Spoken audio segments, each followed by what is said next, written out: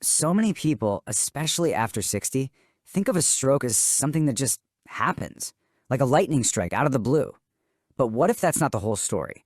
What if what feels sudden is actually the end result of years of quiet rising pressure, of weakening signals, and a nervous system that's slowly but surely losing its rhythm?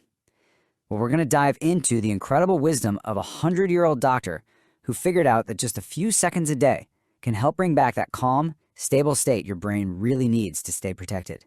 And look, this isn't just some old-timey wisdom. This is backed by modern science. A 2021 study put it right out there, plain as day.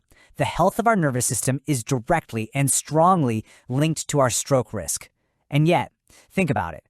Are we ever taught how to take care of this part of our body? Almost never. And that's the exact gap we're going to start to fill right now. So, first things first. Section 1 is all about rethinking stroke risk. We've really got to shift our whole perspective on what's actually causing a stroke in the first place. Okay, this is where that shift really becomes clear. The common view, what we're always told, is that a stroke is a blood problem, right? Clogged arteries, high blood pressure, cholesterol, all that stuff. But the deeper truth, the one this doctor focused on, is that it often starts as a nervous system problem. It's a quiet breakdown in the signals between your brain, your heart, and the rest of your body. When that whole system gets out of rhythm, well, everything else starts to follow. And this idea of quiet signals, it's not just a nice phrase. The doctor tells this story about a 73-year-old patient who got a dizzy spell on the stairs. He just brushed it off, thought nothing of it. But it was actually a mini stroke. It was a warning shot from his nervous system. And just days later, a major stroke followed. The point is, the warning signs are almost always there. We just have to learn how to listen for them. So that brings us right to Section 2, the nervous system's secret. We're about to uncover the core mechanism, the secret that's hidden inside all of us, that's in charge of this whole process. Everybody, meet the main character in our story today, the vagus nerve. I mean, this thing is like a superhighway of information, connecting your brain to pretty much every vital organ you have. It is the master controller of your body's ability to just calm down and find balance. So, the big question is, how in the world do we influence it? Well, here's the best way to think about it. The vagus nerve is like your body's built-in calming switch. When you activate it, your body literally shifts gears. It goes from that stressed out fight or flight mode into a calm rest and digest state. And it's in that state of calm that your body knows how to protect itself. And when that calming switch is flipped on, just look at what happens. Your heart rate actually lowers, your blood vessels become more stable and less reactive, inflammation starts to cool down, and your brain gets protected from that internal chaos that can lead to a stroke. This isn't magic. It's pure physiology. It's how we're designed to work. All right, so now we get the why. Let's move on to the how. Section 3, 3 daily reset buttons. These are 3 super simple things you can do every day to activate this incredible calming system. Okay, the first one is called the tongue trick, and it takes, 10 seconds? It's so simple. You just press the tip of your tongue gently right behind your front teeth. Then, take a slow breath in through your nose and an even slower breath out through your mouth. That simple little bit of pressure and that mindful breath directly stimulate the vagus nerve. It's like sending a text message to your body that says, hey, we're safe, calm down. And there's such a profound wisdom in this, isn't there? This traditional saying just reminds us that we always think healing has to be this big, complicated thing, but so often it's the small, consistent actions that have the biggest impact of all.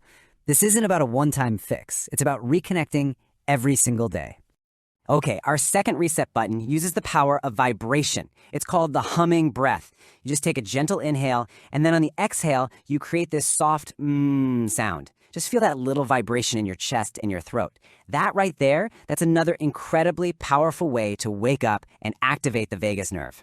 And the science on this is just so cool. Humming has been shown to actually slow your heart rate, to widen your blood vessels. It even improves your body's production of nitric oxide, which is absolutely crucial for healthy blood flow, especially to the brain. It completely bypasses the thinking part of your brain and speaks directly to your nervous system. Our final reset targets the neck. Now, I want to be really clear. This is not a forceful stretch.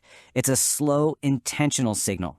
So you sit up tall, you take a breath in, and as you exhale, you just slowly turn your head to one side, then the other, and you finish with a tiny little chin tuck. With every single one of those movements, you're basically telling some very important little sensors in your neck that everything is okay. So what are you talking to? You're talking to these things called baroreceptors. You can just think of them as tiny little thermostats for your blood pressure. The problem is, as we get older and with all the chronic neck tension we carry, they can get a little sleepy, less responsive. This gentle neck reset is like a little wake-up call, helping your brain get clearer signals so it can regulate blood flow way more effectively. Okay, so we've learned the techniques. Now for our final section, let's just zoom out and look at the bigger picture here. This is section 4, your path to calm. I absolutely love this quote from the doctor. It just changes everything, doesn't it? It suggests that health isn't about being aggressive and trying to fix a broken machine. It's about gentle, consistent care. It's about tending to a garden. And these little habits, they're like watering that garden every single day. And that right there is the key. These aren't more chores to add to your to-do list. They're invitations. Simple invitations to slow down, to actually listen, and to restore that sense of ownership over your own health and well-being. So how do you even start?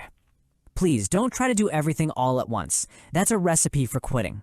Just pick one, whichever one feels easiest or the most natural for you, and just do that one thing consistently. The goal here isn't perfection, it's connection. And trust me, once you build that rhythm, your body will let you know when it's ready for more.